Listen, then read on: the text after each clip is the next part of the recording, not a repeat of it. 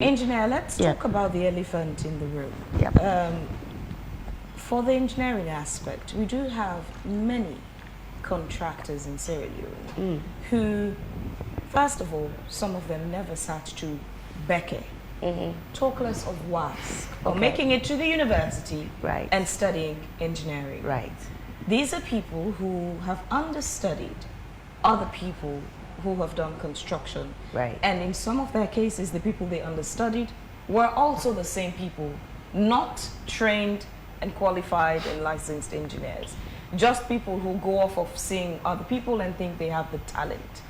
The solution to the construction problems in the country would lead to stricter regulations, but it also comes back to affect their employment opportunity. Mind you, they're in good business because their services are cheaper.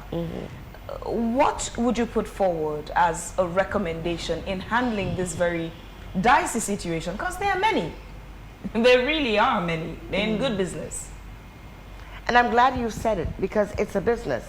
If I decide to carry water tomorrow on my head and sell, no one can stop me. It's a business. But we do have authorities that can stop people from doing the wrong business.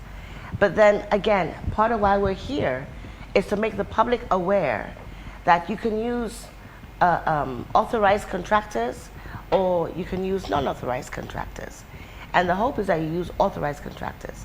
So to become a contractor in Sierra Leone, like I said, like you said, it's a business. So I don't really need to be an engineer to have a contracting business. You know that, right? I need to have engineers within my company who are qualified, and so I can register with the Ministry of Works and Public Assets, and I can register with the Professional Engineering Regulatory Council.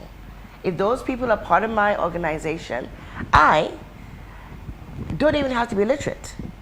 I can have a contracting firm with correct people in it who understand, competent people, okay? So yes, anybody can have a contracting firm in Sierra Leone. Traditionally, when you think of a contractor, you thought about, because when you leave university in the olden days, she says, smiling, you either were a designer, went into consulting, so you designed, or you built, and they call those contractors, right? So that's where the term contractor comes from. The original source, yes, were engineers. But over time, people have bought these businesses because they had the money, the equipment, and they bought them. Your question is actually a very tricky one, because the challenge we have right now is that, and I'm going to say it in Creole, nobody know how pull money, pull braid na anybody mot. I have been told that numerous times. And that means is, somebody has built up a business, whether it's a competent business or not. They're earning their living, they're looking after their family with it.